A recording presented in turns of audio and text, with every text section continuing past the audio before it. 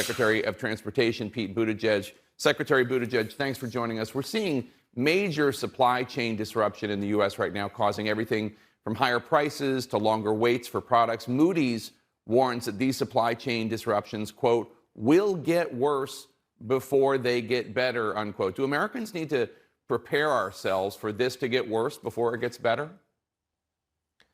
Well, certainly a lot of the challenges that we've been experiencing this year will continue into next year, but there are both short-term and long-term steps that we can take to do something about it. Look, part of what's happening isn't just the supply side, it's the demand side. Demand is off the charts. Retail sales are through the roof.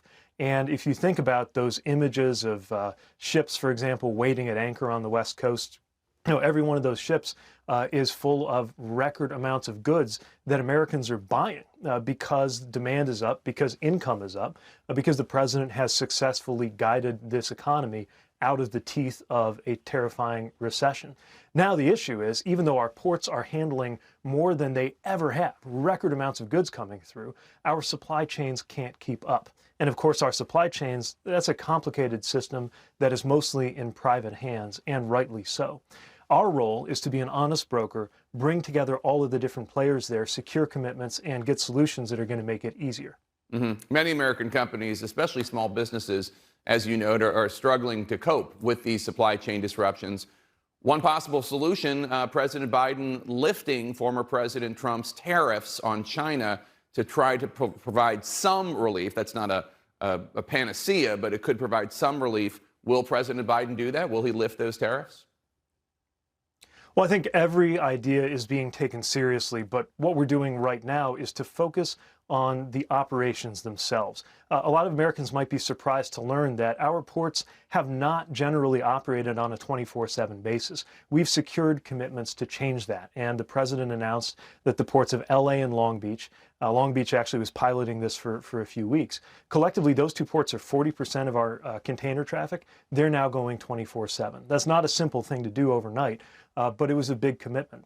Now we got to make sure that that works its way through the chain because, of course, it's not just the gate of the port. It's getting those containers onto a chassis, getting them to where they need to be, and that goes to other issues in our supply chain, like the availability of truckers. So we're taking steps on that, like my department working with state DMVs to speed the issuing of CDLs, those commercial driver's licenses, so that we can get more qualified, safe truckers on the road.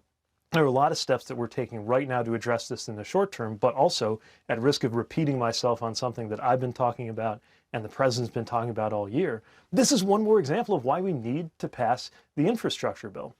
There are $17 billion in the president's infrastructure plan for ports alone. And we need to deal with the long-term issues that have made us vulnerable to these kinds of bottlenecks when there are demand fluctuations, shocks, and disruptions like the ones that have been caused by the pandemic. Well, Secretary Buttigieg, that $17 billion for ports in the infrastructure bill, I mean, that passed the Senate more than 2 months ago.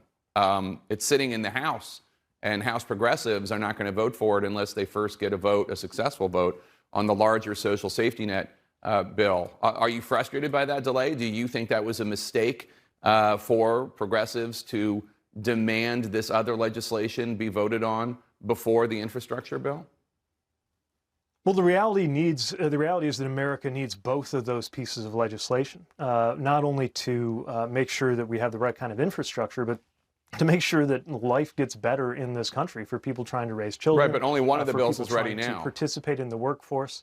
And obviously, we need both of them to be ready to get to the president's desk and to be signed. Earlier you cited Moody's, the Wall Street firm, analytics firm, and one thing that has not been talked about enough is their finding about how the overall Build Back Better vision is designed to reduce inflationary pressures. So if you care about inflation, you ought to care about not just the supply chain issues, not just the infrastructure things I work on, but also the provisions in Build Back Better, like paid family leave, like making it easier to afford childcare, like community college, that are going to give us a stronger labor force and help us deal with that major constraint on economic growth. Given the supply chain issues, given the fact that you don't see this problem ending anytime in the next week or two, would it be wise for Americans to do their holiday shopping perhaps a little earlier this year, or would that exacerbate the problem?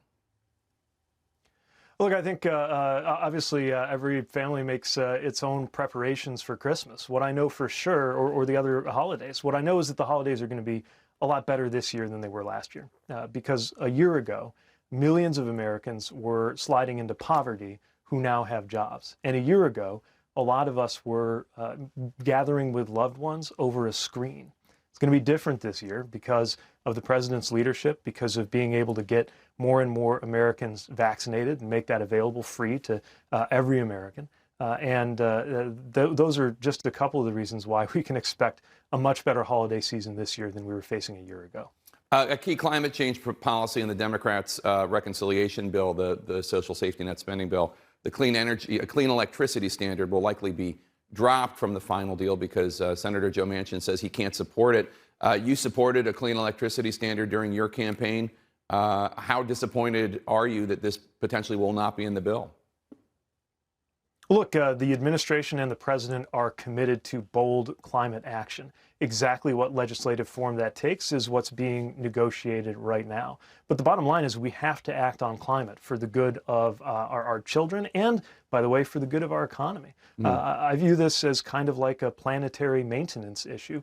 The longer you take to do something about it, the more it's going to cost in livelihoods as well as lives. We need to act. The president has led on this literally from day one, rejoining the Paris Climate Accords. And of course, while my piece of it, the piece I work on most in transportation, is a specific limited piece, it's a big one when it comes to making it more affordable and easy to drive electric vehicles in this country and dealing with carbon in other sectors of transportation. We've got to get this done. Our future depends on it. This is the first time you've been on the show since you and your husband Chasten welcomed twins, Penelope and Joseph, into your family. You just returned from paternity leave, which Congress is debating right now. Some conservatives have been citing your experience in an effort to mock the very idea of paternity leave. Take a listen.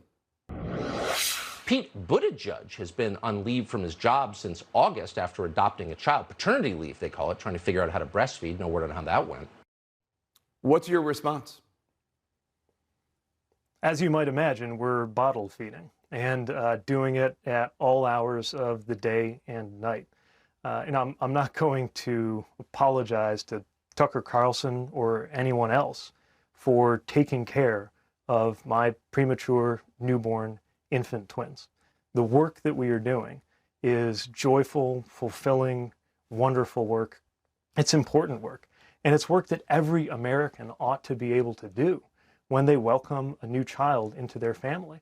I campaigned on that. So did the president. The Build Back Better agenda includes provisions for paid family leave.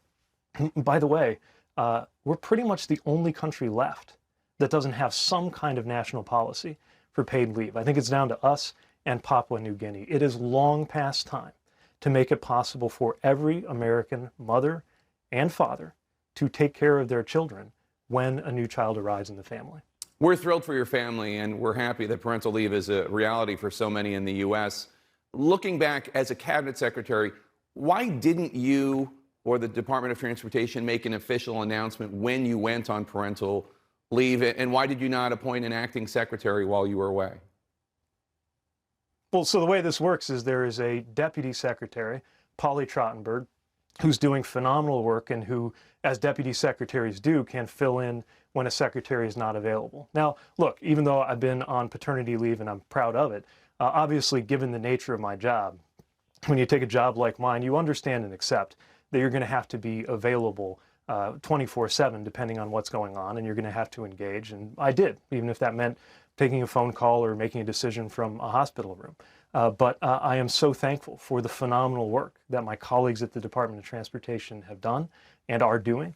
And I'm thankful to be part of an administration that is walking the walk on our family values. Well, congratulations again to you and Chasten on Penelope and Joseph. I know you're going to find you have ability to love that you probably didn't even know you had before. Thank you again for being here, and congratulations. Already am.